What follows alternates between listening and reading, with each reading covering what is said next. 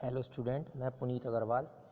आज हम लोग ऑटोमोबाइल इंजीनियरिंग या ऑटोमोबाइल्स क्या होते हैं इनके बारे में डिस्कस करेंगे। तो ऑटोमोबाइल्स एक सेल्फ प्रोपेल्ड व्हीकल हैं जो ट्रांसपोर्टेशन के काम में आते हैं, जो मनुष्य को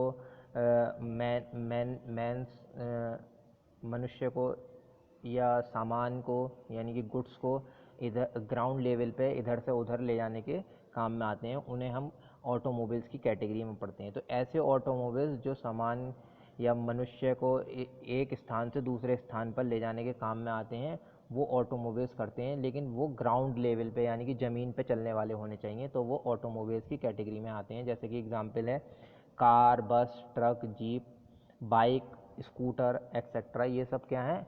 ऑटोमोबाइल्स हैं। ठीक। अब इसके अलावा अगर हम देखें तो इसमें एक वर्ड आ रहा है सेल्फ प्रोपेल्ड। सेल्फ प्रोपेल्ड का मतलब क्या है?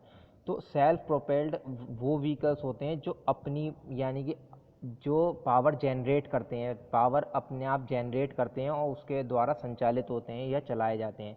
ठीक है। In which power required for the propulsion, propulsion मतलब आगे बढ़ने के लिए, is produce from within, उनके अंदर ही वो पावर प्रोड्यूस करी जा सकती है। जैसे एरोप्लेन है, शिप है, मोटर है, लोकोमोटिव है, लोकोमोटिव का मतलब ट्रेन्स वगैरह, कार, बस, ट्रक, जीप, ये सब क्या हैं?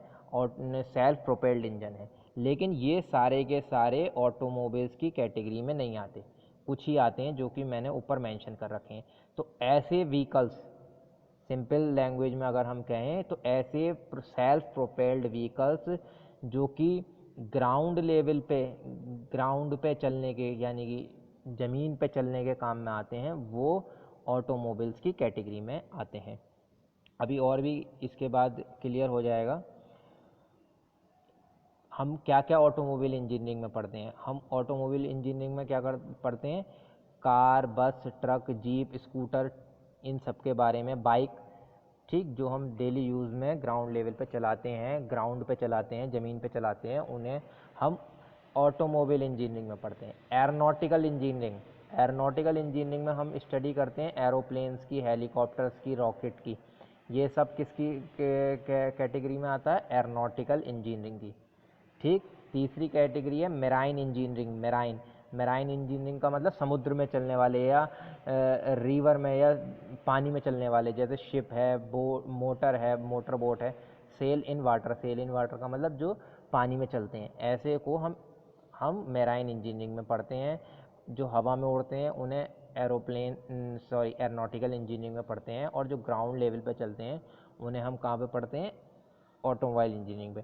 तो जो हमारा सब्जेक्ट है उसमें हम ऑटोमोबाइल इंजीनियरिंग यानी कि जो ग्राउंड लेवल पे मनुष्य को और गुड्स को इधर से उधर ले जाने के काम में आता है, उसके बारे में हम स्टडी करते हैं। उसके अंदर ज़्यादातर क्या आती हैं? कार, बस, ट्रक, जीप, स्कूटर, बाइक, ठीक है, और जो अर्थ मूविंग व्हीकल्स हैं, जो रोड रोलर्स वगैरह हैं, ये सब इन सब चीज़ों में आते हैं। ठीक है। अब हम इसकी क्लासिफिकेशन देखेंगे, क्लासिफिकेशन ऑफ ऑटोमोबाइल, कैसे क्लासिफाई करा गया है, कैसे वर्गीकरण करा गया है ऑटोमोबाइल का। ठीक है, उसे हम इसमें समझेंगे। ठीक है, कैसे करा गया है? बहुत सारे तरीके हैं ऑटोमोबाइल्स को डिफ्रेंशिएट करने के, जैसे कि बहुत कॉमन सा है। हम बेसिकली इसमें ये बताना चाह रहे हैं कि कैसे हम डिफ्रेंशिएट करते हैं कि कौन सी चीज़ क्या है। ठीक है। बेसिस ऑफ पर्पस क्या है, हमारा पर्पस क्या है, उद्देश्य क्या है। ठीक है। पैसेंजर व्हीकल है, जैसे बस, कार, ये सब पैसेंजर व्हीकल्स में आ गई। गुड्स व्हीकल्स में, गुड्स मतलब सामान को इधर से उधर ले जाने के में क्या आ जाता है? ट्रक आ जाते हैं। ट्रक क्या है? गुड्स व्हीकल है। तो on the basis of purpose मतलब हम कहीं पे जाएंगे तो हम कह सकते हैं ये पैसेंजर व्हीकल है और ये गुड्स व्हीकल है। ऐसी कैपेसिटी के हिसाब से, light motor vehicle, light motor vehicle का मतलब हल्की सी, हल्का, जैसे कार है, स्कूटर है, मोटरसाइकिल है। और हैवी मोटर व्हीकल्स का मतलब बस, कोच, ट्रक। अगर आपने ड्राइविंग लाइसेंस बनवाया होगा या आप देखा होगा तो उसमें लाइट मोटर व्हीकल LMV का लाइसेंस अलग बनता है। HMV हैवी मोटर व्हीकल्स का लाइसेंस अलग से बनाया जाता है। तो हैवी मोटर व्हीकल्स में क्या होगा? ट्रैक्टर, बस, ट्रक, ये सब हैवी मोटर व्हीकल्स के कैटेगरी में आते हैं। On the basis of fuel, और दूसरी क्लासिफिकेशन क्या है, फ्यूल के बेसिस पे, जैसे पेट्रोल वाले व्हीकल, डीजल वाले व्हीकल, ये तो कॉमन सी हम लोगों ने सुने होंगे, पेट्रोल के, डीजल के। इलेक्ट्रिक, आजकल इलेक्ट्रिक वाले भी चल रहे हैं। स्टीम, सबसे पहले स्टीम इंजन्स का ही डेवलपमेंट हुआ था, स्टीम इंजन ही इन्वेंट हुआ था। गैस व्हीकल्स, गैस के भी व्हीकल आजकल चल रहे हैं। तो अगर हम कहीं कार वार खरीदने जाते हैं तो हम ये भी चीज़ का देखते हैं कि हमें पेट्रोल की कार लेनी है, डीजल की कार लेनी है, उस हिसाब से उस शोरूम पे मतलब क्लासिफिकेशन किया गया होता है कि ये दोनों फ्यूल से चल सकती है, एक फ्यूल से चल सकती है, पेट्रोल से चल सकती है या डीजल से चल सकती है। तो डिफरेंट तरीके हैं अपने क्लासिफिकेशन के। जो 3 हो गए, पर्पस के हिसाब से, पर्पस के हिसाब से, कैपेसिटी के हिसाब से और फ्यूल के यूज़ के हिसाब से। और भी क्या है, और क्लासिफिकेशन क्या है हमारे, 1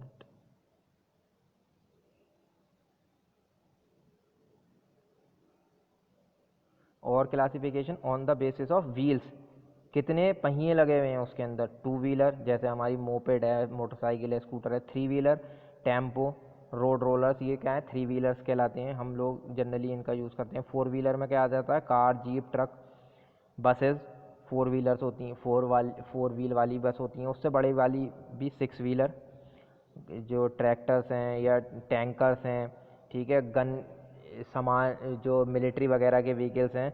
उसके अलावा उससे भी बड़े 8 या उससे बड़े जो टेम्पो वो रहते हैं आपके ट्रांसपोर्टेशन के लिए, जो जिसमें बड़े बड़े ट्रॉलर्स वगैरह होते हैं, तो वो 8 या उससे ज़्यादा व्हील्स वाले होते हैं। तो on the basis of wheels के हिसाब से भी हम कर सकते हैं।